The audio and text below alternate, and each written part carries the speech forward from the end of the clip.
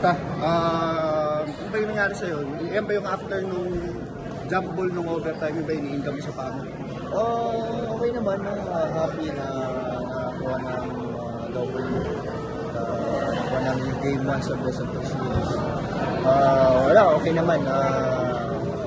Back up lang talaga gawin yung series. Medyo alat offensively pero you made 2 winning plays nung late in the game, 2 crucial saves. Let's talk about yung hustle mo doon sa part na yun. Well, this game kasi it's all about hard knock. We need to be tough mentally and physically. So wala nang ibang whatever it takes kung anong pwede na itulong sa team. Gagawin namin yung role namin individually. So napili na ako namin yung gawin. Tough game, very pound for pound game down the stretch. Anong ginagawang maganda sa tingin mo ng talk and text? Medyo nalimitahan kayo parehas ni RJ the past 2 games offensively.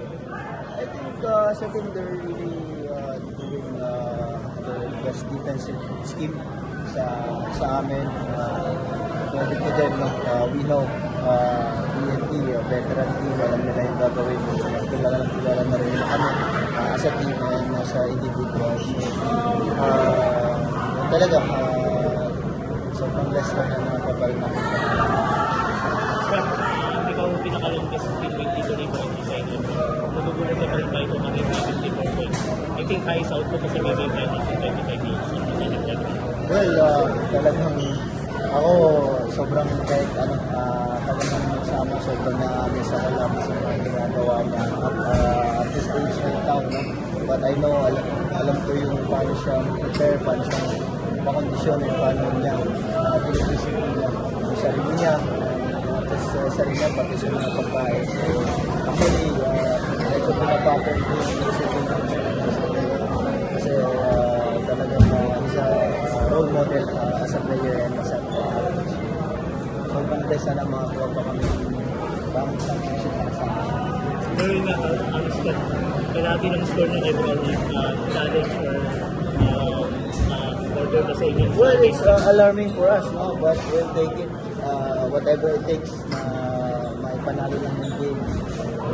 But we know, hindi ganun palagi, hindi siya kapag ganun yung nangyari. So, but for now, we'll take it and we know mag-aalis lang sa game 6. Sana makatulong pa kami sa import namin dito talaga. Scotty, nandito na kayo sa posisyon na to.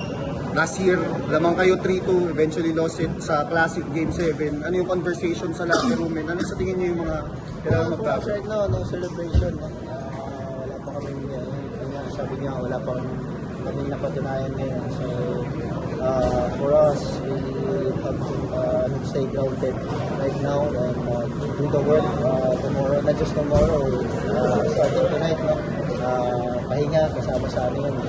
Kasama sa trabaho namin yun. Kailangan magpapahinga, magpapahinga. Sana mapag-prepare kami maayos yung mga pagpapahinga maayos sa kami sa amin.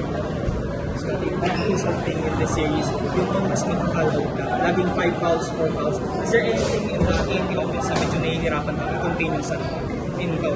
Well, ang ganda nga ng skill ng Tom and Tex, no?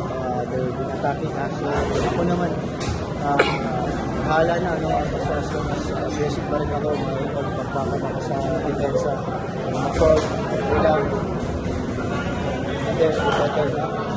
But, siyempre, on the stretch, crucial na yung kailangan makabigay sa mga race of yun, laban na lang. For the tanong natin, anong ma-display yung pag-pass ng Justin? Wala akong masabi na lang JBT. We're down, anong pangyayari, anong gagawin para makakuha na really amazing. Really best naman. Nagtagal na naman hintay na makakuha yung championship for level standards na ganun drought. Paano kayo magagawa? Well, from the start naman ng conference, sobrang hungry namin. Of course, si Justin, no? Hindi namin alam na kailan tayo long as andyan si Justin, sana makakuha pa kami, looking hungry pa kami, more championship na kasama. Game 6, ano lang yung mga kailangan yung iwasan para mag-click lahat constantly? Well, I think, all stakes, andun na eh. Hindi na namin, wala na kami maitatago, wala na kami tago, no? It's all about how to execute na lang yung mga game plans and how to, it's all about heart. How much we wanted, no? Wala talaga namin kagusto in top contest. Close-out series, pinakamahirap na dito sa buong basketball. Next, Scott. Thank you.